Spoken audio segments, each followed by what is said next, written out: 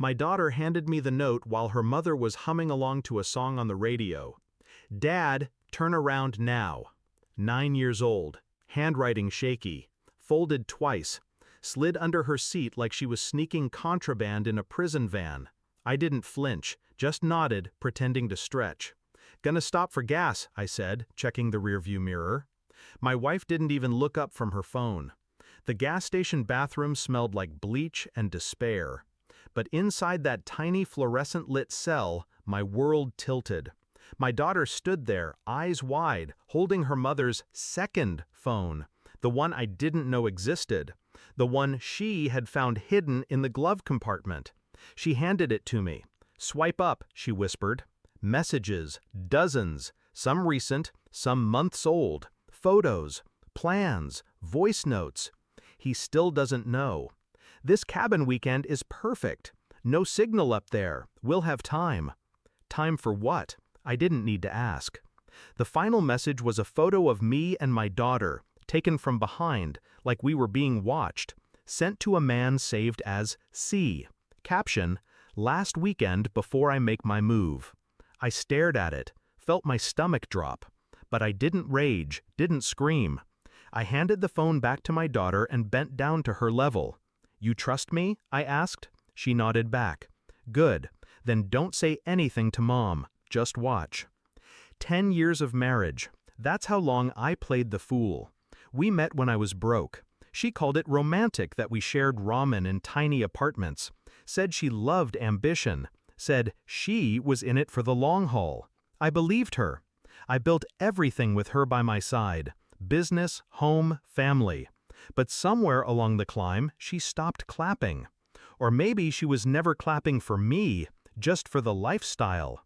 I noticed it in the way she smiled at strangers but rolled her eyes at me. The secrets in her silences. Her phone always face down. The overcompensation when she remembered to say, I love you. But I said nothing, because love makes you dumb, and kids make you stay. Until the lies threatened them, too. Back in the car, I smiled. She leaned over and kissed my cheek. You okay? Yeah, just tired. She curled her arm around mine like nothing was wrong, like she hadn't tried to orchestrate something. I didn't know what the move was, but I was going to find out. We got to the cabin just before sunset. Remote, no cell service, no neighbors for miles. The perfect stage for something wicked. She unpacked light. No food, no wine. Just one duffel bag she kept close. Too close. I watched her set it gently by the fireplace.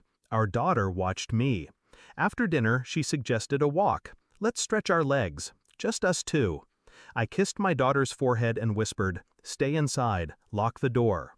We walked down the gravel trail, moonlight peeking through tall pines. She laced her fingers through mine. Isn't this nice? She said. I smiled. Perfect. Half a mile in, she stopped. Her voice lowered. You know I've been unhappy, right? I nodded. I've been thinking, maybe we shouldn't keep dragging this out. I kept silent. She pulled out her phone, the main one, and tapped on a file. A prenup, unsigned.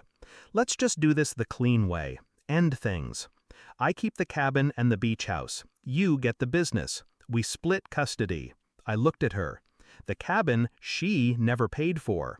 The beach house my mother left me in her will. I chuckled softly. You rehearse that? Her face hardened. What's that supposed to mean? I took a step closer. You forgot one detail. What? I leaned in. You're not the one in control anymore. When we returned, 2 officers were waiting at the cabin door. Our daughter stood behind them holding her stuffed animal. I nodded at her. You okay? She nodded back.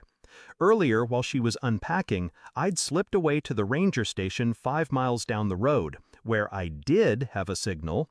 I forwarded every message, every photo, every audio file from her secret phone to my attorney, the police, and my cloud backup.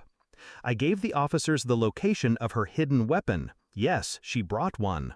They found it in her duffel bag, unregistered, loaded. She looked at me like I'd stabbed her in the back. But I hadn't. I'd simply held up a mirror. The rest was procedural. They arrested her on suspicion of conspiracy and endangerment. The messages hinted at planning harm.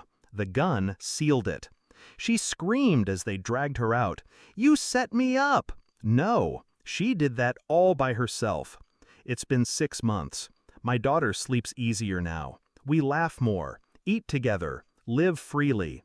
The court granted me full custody after the incident. She hasn't even tried to fight it. Too busy trying to make bail. Sometimes people ask if I feel bad. I don't. I didn't just protect myself. I protected my daughter from growing up thinking,